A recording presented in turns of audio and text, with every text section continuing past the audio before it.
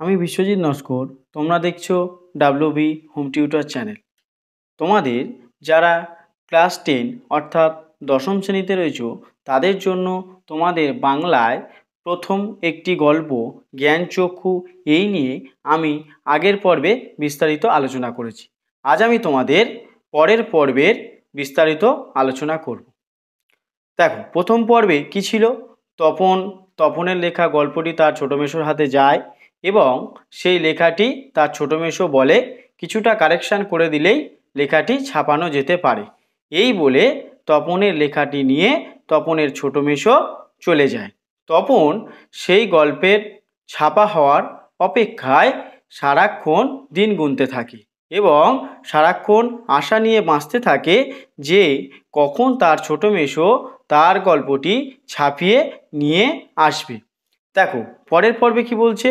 এদিকে বাড়িতে তপনের নাম হয়ে গেছে কবি, সাহিত্যিক, কথাশিল্পী, আর উঠতে বসতে ঠাট্টা করছে তোর হবে। হ্যাঁ বাবা, তোর হবে। কাকে বলছে এখানে? তপনের। কিন্তু দেখো, এদিকে বাড়িতে তপনের নাম হয়ে গেছে কবি তপন, সাহিত্যিক, কথাশিল্পী ইত্যাদি বলে অনেকেই তপনকে কি করছে? ঠাট্টা করছে। তবু কি বলছে? তবু এইসব ঠাট্টা তামাশার মধ্যেই তপন আরও দুটো তিনটে গল্প লিখে ফেলেছে। ছুটি ফুরিয়ে এসেছে, হোম টাস্ক হয়ে ওঠেনি, তবু লিখছে, লুকিয়ে লিখছে, যেন নেশায় পেয়েছি। তারপর ছুটি ফুরলো, রীতিমতো পড়া শুরু হয়েছে। প্রথম গল্পটি সম্পর্কে একেবারে আশা ছাড়া হয়ে গেছে, বিষণ্ণ মন নিয়ে বসে আছে। এমন সময় ঘটল সেই ঘটনা। কি ঘটনা? দেখো, ছোটো মাসি আর মেসো একদিন বেড়াতে এলো, হাতে এক সংখ্যা সন্ধ্যা তারা। গুরুত্বপূর্ণ লাইন। এক সংখ্যা সন্ধ্যা তারা হাতে নিয়ে তারা বেড়াতে এলো। কে? ছোটো মাসি আর ছোটো মেসো তাদের বাড়িতে বেড়াতে এসেছে। ছোটো মাসি আর এলো কেন? হেতু সন্ধ্যা তারা নিয়ে কেন? বুকের রক্ত ছলকে ওঠে তপনের। প্রত্যেকে এই লাইনটা আন্ডারলাইন করবে। বুকের রক্ত ছলকে ওঠে তপনের। দেখো, হঠাৎই তার গল্পটি ছাপিয়ে দেওয়ার কথা ছিল তার ছোটো মেসোর। যখন তার ছোটো মাসি আর ছোটো মেসো একটা সন্ধ্যা তারা পত্রিকা নিয়ে বাড়িতে এলো, স্বাভাবিকভাবেই সে আচমকা অনেকটা অবাক হয়ে গেল এবং উৎসাহিত হয়ে উঠল। তাই লেখিকা এখানে এই লাইনটার মধ্যে দিয়ে এটাই বোঝাতে চেয়েছে যে বুকের রক্ত ছলকে ওঠে তপনের। পরে কি বলছে? তবে কি সত্যিই তাই? সত্যিই তপনের জীবনে সুখের দিনটি এলো আজ? লাইনটা খুবই গুরুত্বপূর্ণ। সত্যি তপনের জীবনের সবচেয়ে সুখের দিনটি এলো আজ? যে বলছে তাহলে কি সত্যি তপনের জীবনে আজ খুব সুখের দিন? কেন? যে তার লেখা পত্রিকায় বেরোবে, তার লেখা গল্প সারা মানুষের হাতে হাতে ঘুরবে, তাই বলছে এই দিনটাই হচ্ছে তপনের জীবনের সবচেয়ে সুখের দিন হয়ে গেল। তবে কি সত্যি? কিন্তু তাই কি সম্ভব? সত্যিকারের ছাপার অক্ষরে তপন কুমার রায়ের লেখা গল্প হাজার হাজার ছেলের হাতে হাতে ঘুরবে? আমি এখনই বললাম যে তপন এটাই ভাবছে যে সত্যিই তপন কুমার রায়ের লেখা গল্প হাজার হাজার ছেলের হাতে ঘুরবে। তপন এইরকম একটা ভাবনা মধ্যে আটকে যায়। তপন শুধু এই সমস্ত বিষয়গুলো ভাবতে থাকে। কখন? যখন তার ছোটো মাসি আর ছোটো মেসো সন্ধ্যা তারা পত্রিকা হাতে নিয়ে তাদের বাড়িতে আসতে দেখে। পৃথিবীতে এমন অলৌকিক ঘটনাও ঘটে। তা ঘটেছে, সত্যিই ঘটেছে। সূচিপত্রেও নাম রয়েছে প্রথম দিন শ্রী তপন কুমার রায়। গল্প কি? প্রথম দিন, আর লেখক হচ্ছে শ্রী তপন কুমার রায়। তখনই একদম সারা বাড়িতে শোরগোল পড়ে যায়। তপনের লেখা গল্প পত্রিকায় ছাপা হয়েছে ও লেখক মেসো ছাপিয়ে দিয়েছে। পত্রিকাটি সকলের হাতে হাতে ঘোরে। সকলেই একবার করে চোখ বোলায় আর বলে, বারে চমৎকার লিখেছিস তো। মেসো অবশ্য মৃদু মৃদু হাসেন, বলেন, একটু একটু কারেকশান করতে হয়েছে অবশ্য, নেহাত কাঁচা তো। মাসি বলে, তা হোক, নতুন নতুন অমন হয়। ক্রমশ কথাটা ছড়িয়ে পড়ে ওই কারেকশানের কথা। দেখো, তপনের ইচ্ছে ছিল তার লেখা গল্পটি ছাপা হবে, কিন্তু যখন বলল যে তোর মেসো লেখক বলেই, তোর মেসো কারেকশান করে দিয়েছিলই বলে তোর লেখা গল্পটা ছাপা হয়েছে, এই বিষয়টা যেন চারিদিকে তপনকে হারিয়ে দিয়ে এই কথাগুলোই চারিদিকে ছড়িয়ে পড়ে। দেখো পরের লাইনে কি বলছে, দেখো, বাবা বলেন, তাই, তা নইলে ফট করে একটা লিখলো আর ছাপা হলো। কে বলছে? তপনের বাবা বলছে। মেজো কাকু বলেন, তা ওরকম একটি লেখক মেসো থাকা মন্দ নয়, আমাদের থাকলে আমরাও চেষ্টা করে দেখতাম। ছোট মাসি আত্মপ্রাসাদে প্রসন্নতা নিয়ে বসে বসে ডিম ভাজা আর চা খায়, মেসো শুধু কফি। আজ আর অন্য কথা নেই, শুধু তপনের গল্পের কথা আর তপনের নতুন মেসোর মহত্বের কথা। উনি নিজে গিয়ে না দিলে কি আর সন্ধ্যাতারা সম্পাদক তপনের গল্প করে আঙুল দিয়ে ছুতো? এগুলো কিন্তু বিশ্লেষণধর্মী লাইন। কি বলছে যে এখানে তপনের বিশেষত্বের চেয়ে তপনের মেসোর বিশেষত্বের কথা বেশি করে প্রচার করা হচ্ছে। কেন? বলছে তপনের মেসো লেখক বলেই তপনের গল্পটা ছাপা হয়েছে। তপনের মেসো যদি লেখক না হতো, সবাইয়ের বক্তব্য হচ্ছে এরকম যে তপনের মেসো যদি লেখক না হতো তাহলে তপনের গল্পটা কখনোই ছাপা হতো না। তাই তপন এই সমস্ত কথাগুলো কিন্তু শুনছে আর ভাবছে সে তার থেকে তপন কোথাও কিন্তু যেন হারিয়ে যাচ্ছে। দেখো পরের লাইনেই বলেছে তপন যেন কোথায় হারিয়ে যায় এই সব কথার মধ্যে। গল্প ছাপা হলে যে ভয়ঙ্কর আহ্লাদ হওয়ার কথা, সে আহ্লাদ খুঁজে পায় না। কেন আহ্লাদ খুঁজে পাচ্ছে না? কারণ তপনের লেখা গল্প তাহলে তপন লেখক হিসেবে তার মহত্বের কথা প্রকাশ হওয়ার কথা, কিন্তু তা না হয়ে ছোট মেসোর কথা বেশি করে প্রচারিত হচ্ছে। কেন? বলছে যে তোর মেসো লেখক বলেই তোর লেখা ছাপা হয়েছে, তোর মেসো তোর লেখাগুলো কারেকশান করে দিয়েছে বলে তোর লেখা মানে ছাপার যোগ্য হয়েছে। এই সমস্ত বিষয়গুলো বারবার করে উঠে আসছিল এবং তপনের কানে বারবার আসছিল তার মেসোর মহত্বের কথা। কোথাও যেন তপন হারিয়ে যাচ্ছে, তপনকে আর খুঁজে পাওয়া যাচ্ছে না। শুধু তপনের লেখা ছাপা হয়েছে ঠিক, যে খুশিটা হওয়ার কথা তার লেখা হয়েছে বলে, কিন্তু তপন কোথাও সেই খুশি হতে পারছে না। কেন? কারণ গল্পটা লেখা হয়েছে ঠিকই তার নামে, কিন্তু সেখানে শুধু একটাই কথা যে ছোট মেসো লেখক বলেই তোর গল্পটা ছাপা হয়েছে, তা না হলে তোর গল্প ছাপা হতো না। পরের লাইনে কি বলছে দেখো, পরের লাইনে বলছে যে অনেকক্ষণ পরে মা বললেন, কই তুই নিজের মুখে একবার পড় তো শুনি, বাবা তোর পেটে পেটে এতক্ষণে বইটা নিজের হাতে পায় তপন। এখানে একটা লাইনটা ভালো করে দেখো, এতক্ষণ ধরে সবাই বইটি দেখছিল কিন্তু তপন এখনো পর্যন্ত কিন্তু বইটি দেখতে পারেনি। মা বললেন, কই পড়, লজ্জা কি, পড় সবাই শুনি। তপন লজ্জা ভেঙে পড়তে যায়, কেসে গলা পরিষ্কার করে, কিন্তু এ কি, এসব কি পড়ছে তপন, এ কার লেখা? এর প্রত্যেকটি লাইন তো নতুন, আনকোড়া, তপনের অপরিচিত। এর মধ্যে তপন কোথায়? স্বাভাবিকভাবেই মেসো তার লেখাটি সম্পূর্ণরূপে পাল্টে দিয়ে তার লেখাগুলোকে কারেকশান করে এমন কিছু করে দিয়েছে যেখানে তপনের লেখা গল্পটি তপন নিজেকেই খুঁজে পাচ্ছে না, কোথাও যেন হারিয়ে যাচ্ছে। দেখো পরের লাইনে বলছে, দেখো এর মধ্যে তপন কোথায়? তার মানে মেসো তপনের গল্পটি আগাগোড়াই কারেকশান করেছেন, অর্থাৎ নতুন করে লিখেছেন নিজের পাকা হাতের কলমে। তপন আর পড়তে পারে না, বোবার মতো বসে থাকে। খুব গুরুত্বপূর্ণ লাইন, লাইনটা প্রত্যেকেই আন্ডারলাইন করো। কি বলছে? তপন আর পড়তে পারে না, বোবার মতো বসে থাকে। এই লাইনটা দিয়ে প্রশ্ন পড়তে পারে কেন তপন বোবার মতো বসে থাকে? স্বাভাবিকভাবেই তাহলে উত্তরটা কি হতে পারে?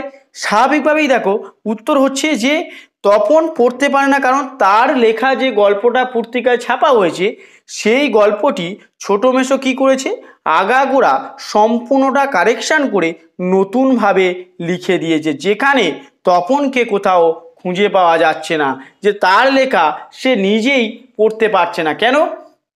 কারণ সে যে বিষয়টা লিখেছিল সেগুলোকে সম্পূর্ণরূপে কারেকশান করা হয়েছে, তাই সে আর পড়তে পারে না, বোবার মতো বসে থাকে। তারপর ধমক খায়, কিরে তোর যে দেখি পায়ার ভারী হয়ে গেল, সবাই শুনতে চাইছে তবু পড়ছিস না, না এ কি আহ্লাদে বাক্যহারা হয়ে গেল? তপন গড়গড়িয়ে পড়ে যায়, তপনের মাথায় ঢোকে না সে কি পড়ছে, তবু ধন্যি ধন্যি পড়ে যায়। আর একবার রব ওঠে, তপনের লেখক মেসো তপনের গল্পটি ছাপিয়ে দিয়েছে। খুব গুরুত্বপূর্ণ জায়গা। বলছি সবাই তার গল্পটি পড়ে ধন্যি ধন্যি করছে ঠিক কথা, কিন্তু মাঝে মধ্যে রব উঠছে কি, তপনের লেখক মেসোই তপনের গল্পটি ছাপিয়ে দিয়েছে। দেখো তার পরের লাইনেই বলছে, তপন বইটা ফেলে রেখে চলে যায়। তপন ছাতে উঠে শার্টের তালাটা খুলে চোখ মোছে। তপনের মনে হয় আজ যেন তার জীবনের সবচেয়ে দুঃখের দিন। এখানে একটা খুব গুরুত্বপূর্ণ জায়গা। এর আগের পার্টে আমরা কি দেখছিলাম, যে তার যখন মেসো এবং মাসি সন্ধ্যা দ্বারা পত্রিকাটি নিয়ে আসে, তখন তপনের যেন মনে মনে মনে হচ্ছিল সত্যি আমার লেখা গল্প ছাপা হয়েছে, বা আমার লেখা গল্প সবাইয়ের হাতে হাতে ঘুরবে। এই বিষয়টিকে কেন্দ্র করেই তপনের মনে হয়েছিল তার জীবনে যেন সবচেয়ে সুখের দিনটি আজ চলে এসেছে। কিন্তু আর কিছুক্ষণের পর যখন গল্পটিকে বিশ্লেষণ করা হলো এবং সবাইয়ের মুখে মুখে তপনের মেসোমশাইয়ের মহত্বের কথা প্রকাশ করা হচ্ছিল, তখন কোথাও গিয়ে তপনের মনে হলো যেন আজ তার জীবনের সবচেয়ে দুঃখের দিন। কেন তা জানে না তপন। তপনের মনে হচ্ছিল শুধু যে সত্যি তার জীবনে দুঃখের দিন। এত কিছু পেয়েছে, যার লেখা গল্প ছাপা হয়েছে, তার নাম সমস্ত জায়গায় পড়ে, কিন্তু সেখানে একটা প্রশ্ন রয়ে গেছে যে তার মেসো লেখক বলেই তপনের লেখাটি ছাপা হয়েছে।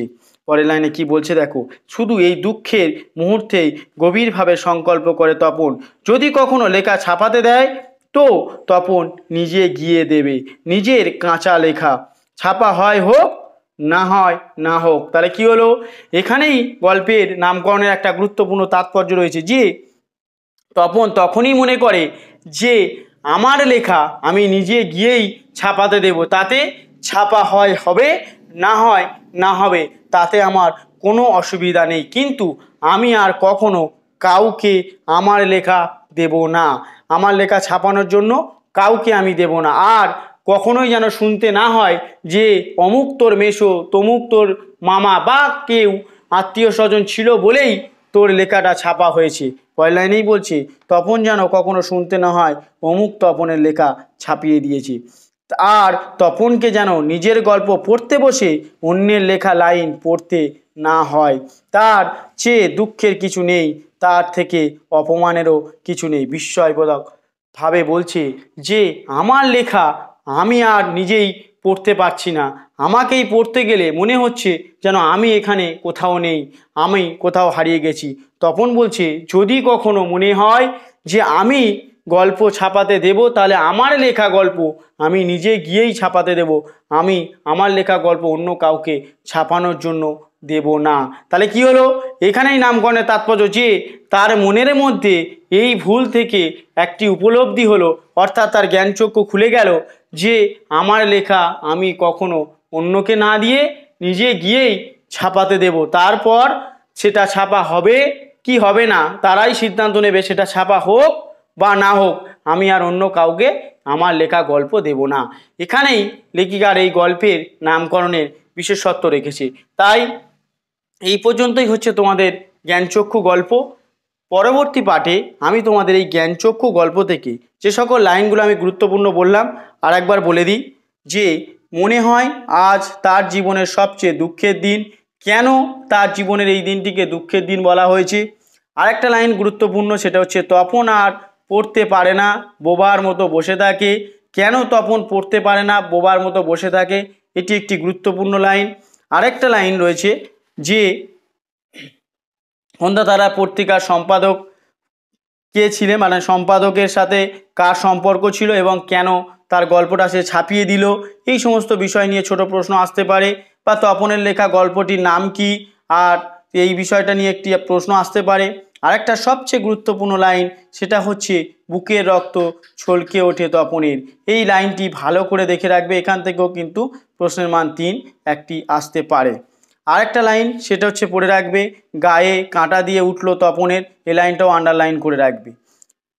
এছাড়াও এই তোমাদের যে লাইনগুলো আমি আন্ডারলাইন করে দিচ্ছি, এগুলো তো পড়বেই, আর টেক্সটটা খুব ভালো করে পড়বে, কারণ বাংলা টেক্সট পড়াটা খুব গুরুত্বপূর্ণ। যদি তোমাদের এখানে বুঝতে অসুবিধা হয়, তোমরা ভিডিওটি স্কিপ করে করে ভালো করে করে দেখবে এবং বারবার করে শুনবে, যাতে তোমাদের বুঝতে সুবিধা হয়। যদি কোনো জায়গায় গিয়ে অসুবিধা হয় তোমরা কমেন্টস বক্সে জানাবে, আমি বারবার বলছি, এগুলো আমি আরও একবার বিষয়বস্তু নিয়ে আলোচনা করে দেব। আর যে আন্ডারলাইনগুলো করছি, যে লাইনগুলো, সেগুলো নিয়ে বিস্তারিত প্রশ্নও আমি তোমাদের চ্যানেলে দিয়ে দেব পরের ভিডিওতে, সেগুলো তোমরা অবশ্যই দেখবে। আর পরের যে সকল পর্বগুলো রয়েছে সেগুলোর জন্য যারা তোমরা চ্যানেলে নতুন আছো তারা অবশ্যই চ্যানেলটিকে সাবস্ক্রাইব করবে এবং পাশে থাকা বেল আইকনটিকে অল নোটিফিকেশান বেলটি অন করে রাখবে, তাহলে তাড়াতাড়ি তোমাদের কাছে পরের পর্বের ভিডিওটি পৌঁছে যাবে। দেখো পরের পার্টে আর কি লাইন বলছি ভালো করে দেখে নাও। রত্নের মূল্য জহুরির কাছে, এই লাইনটা অবশ্যই তোমরা আন্ডারলাইন করবে, এখান থেকে একটি প্রশ্ন আসার সম্ভাবনা রয়েছে, অনেকবার এসেওছি। তারপর দেখো কিন্তু নতুন মেশোকে দেখে জ্ঞানচক্ষু খুলে গেল তপনের, এই লাইনটাও ভালো করে আন্ডারলাইন করে রাখবে, এই লাইন থেকেও কিন্তু প্রশ্ন আসতে পারে।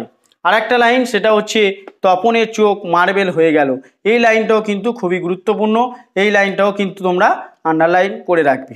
এই সমস্ত লাইনগুলো তোমরা একটু গুরুত্ব দিয়ে দেখবে। আর এছাড়াও আমি এই গল্প থেকে যত এমসিকিউ এসিকিউ টাইপ প্রশ্ন এবং 3 নম্বর 5 নম্বরের প্রশ্ন কী ধরনের হয়ে থাকে সেগুলো নিয়ে আমি পরের পর্বে বিস্তারিত আলোচনা করে দেব। তাই তোমরা ভিডিওটি ভালো লাগলে অবশ্যই একটি লাইক করবে এবং বন্ধুবান্ধবের মধ্যে শেয়ার করবে।